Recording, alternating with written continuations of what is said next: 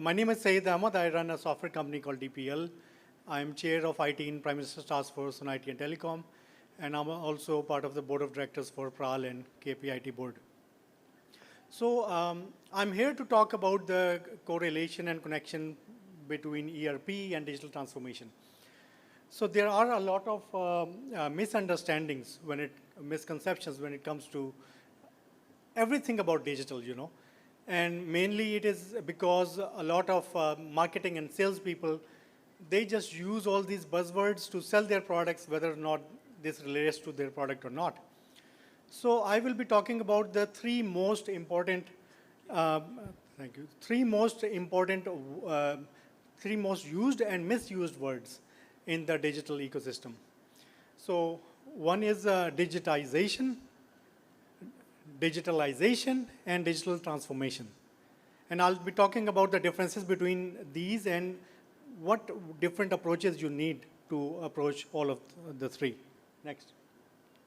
So digitization, what's that digitization? So basically, when you move from analog to digital, that's digitization. So if you're using computer to do your work as it is without changing your process, that's digitization. For example, if you are creating a file using a Word document instead of writing it on a typewriter, or if you are saving your file on a cloud or a file system instead of in physical folders, or if you are sending these files over WhatsApp or email instead of through courier, that's digitization.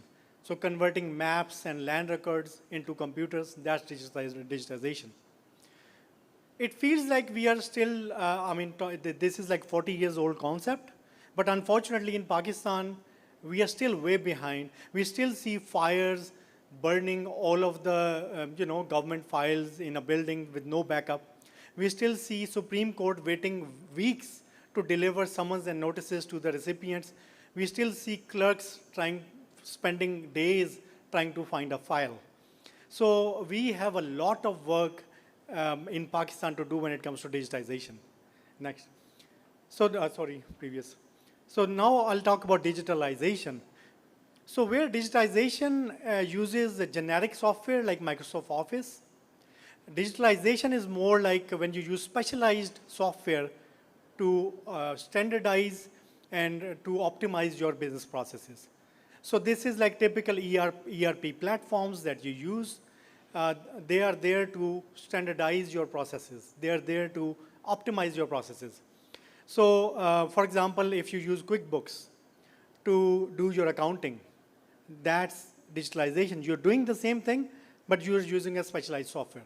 Or if you are using Oracle Financials to automate your entire finance department, that's digitalization. And basically, whenever you are opting for all of these ERP platforms and going for digitalization, you have to go for some kind of international best practices because these products are made as per market standards. So you have to up your game to be at that level. So next. So while digitalization is all about standardization, digital transformation is all about innovation. What's the difference between innovation and standardization? Standardization means you are doing something that hundreds of thousands of other businesses around the world are doing. So SAP will not make a software just for you. They will make a software that is applicable to thousands of other businesses. So whatever you're going to do, everyone else is going to be doing that as well. So at best, you can hope to be at a market standard equal to your competition. But innovation requires you to be better than everyone else, requires you to be different than everyone else. That means standardization is not enough. You need to totally rethink your business processes. So there are new kind of technologies available in the market that are called 4IR, Industry 4.0 technologies. This include like IoT, artificial intelligence, blockchain, robotic process automation, helped by cloud and mobile. So these technologies were not there 10 or 15 years ago. That means now there is a whole set of new possibilities that were not there 10 years ago. And that's why you're looking at all this disruption happening. Netflix killing all the traditional businesses, huge media houses, just because they used these new technologies, whereas others were just, following the standardized procedures. So even small companies now have access to these innovative technologies. Through Amazon Web Services, you can access the most high-tech of the artificial intelligence and analytics and everything. So while all these three things are very different, they help support each other. So if your company is already digitized, that means your workforce already knows how to use computers, and that means rolling out a ERP is going to be easier for you than if the computer users were not computer savvy. Similarly, digital transformation can be a lot easier if you have all this structured data available through the ERP and everything, because so in digital transformation, it's not just structured data, you can also have unstructured data, social media, all kind of other things, and you can make sense out of it. So digital transformation, so all of these are complementary in nature. One kind of supports the others. It's not mandatory though, but it helps. So next. So I'll talk about the difference in approach in implementation when you go for ERP implementation or digitalization of a company versus digital transformation of a company. So whenever you are going to roll out a ERP, typically it's inward focus, department-wide automation. So you may go for automating entire finance department, or you may go towards automating the entire HR department. And even though these departments and modules talk to each other, they're fairly isolated in their own working, and they have their own strategies and everything. So this is kind of digitalization rollout implementation strategy. Next. In digital transformation, instead of this inward focus, you have an outward focus towards customer. So instead of department level, previously, pichli slide. So instead of focusing on department level automation, you look at what is the problem of a customer you want to solve. So forget about department automation, everything. What's the biggest problem that if we solve it, then we can really kind of make a lot more revenue or a lot more profits or cut a lot of costs. So all the departments come together around that one customer journey, as we call it. How can we kind of use these, leverage all of these new technologies to solve these problems and kind of innovate around this customer problem? And as a result, be able to drive a lot more value out of it with a lot less effort. So there's a kind of approach that is supported by McKinsey, IBMs, and others, which is kind of digital factory approach. It's kind of approach where you incubate a startup culture within your corporate company that kind of has this outward focus towards the customer. So it's a very kind of a different vertical focus, and there are no departmental silos. Everyone work together towards a common problem. Similarly, there is a different approach and set of capabilities you need to procure digitalization, ERP versus digital transformation.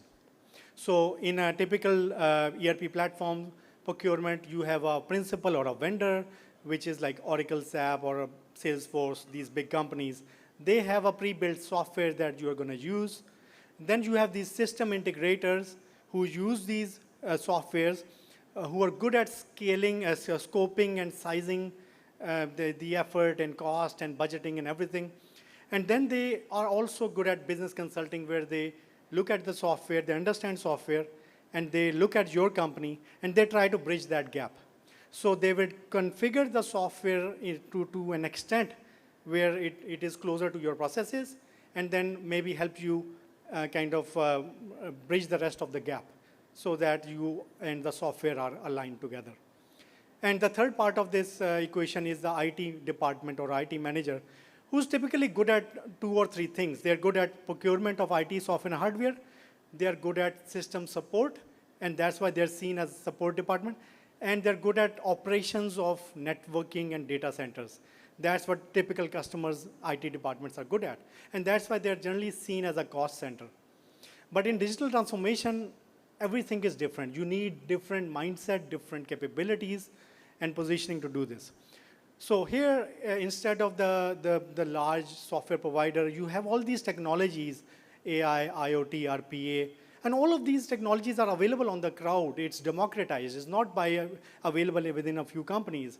You can go and get it open source. You can get it on Amazon, web services everywhere. You can subscribe. And these are not pre-configured, so they are open. You can innovate based on your own ideas. So it's like having your own startup based on which you can solve problems, iterate different ideas, and eventually. Then to implement these technologies, you need a agile software development partner who is back. So agile software development partner who is good at these innovative technologies. Generally, corporate companies don't have this capability in-house for artificial intelligence, IoT, and all that. So you need an IT partner who understands these technologies and who is agile in nature. That means who knows how to innovate like a startup. And then the third part of the equation is your own IT function, which no longer can be, I mean, it's not it cannot run at an IT manager level only. You have to upgrade the IT function to a C level. And the patronization has to directly be from a CEO for digital transformation. And for that, the business, cross-departmental business teams work with the technology partner to kind of transform the business processes and everything. So you co-create, the business and the technology at the C level, they work together to come up with innovative new models. Next, and that's why this is a revenue driver. This is not a cost center anymore. So when you look at ERP, this is like a solution-first approach, which means you already have a software, you already have a solution available, and you want to fit all the problems into that solution. Whereas digital transformation is more about problem-solving approach, where you first identify what's the biggest revenue opportunity we have, and then working your way towards a solution. And that solution doesn't have to be a particular software. It could be anything. And of course, it has to be very agile and flexible compared to the traditional model we have in digitalization. Next. So how do we kind of take step towards this? I think all of these strategies are available to you. It's not just one kind of strategy you have available. So first of all, you have to understand these options, and you have to choose what kind of digital strategy you're going to opt for. The CEO now needs to patronize the digital strategy. Why? Because digital is disrupting businesses worldwide. Now digital is the differentiation, it's the innovation. So that's why the CEO needs to step in. Technology function needs to be upgraded to a C level. You need to upgrade skill set inside your own organization for readiness. And then you need to find the right partner for relevant strategy. So I was short on time. I tried to convey like these just very basic ideas about the differences in approaches and everything. I would be very glad if you guys approach me for details on these approaches, and I would be glad to have a conversation around that. Thank you very much.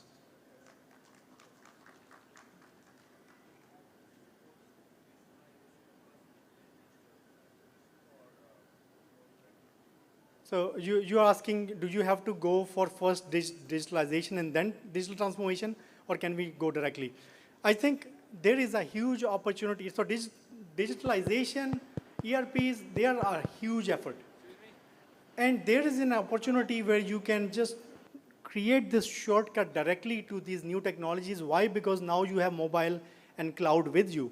You don't need data centers. You don't need all these computers and all. So just take an example of India. West and Europe, they invested heavily on telecom infrastructure and computers and everything. And Indians, they missed that boat. But now every Indian has a mobile phone, and they don't need that infrastructure and everything. So I think there is a way directly towards digital transformation, but that needs a radically new kind of mindset approach towards that. Thank you very much.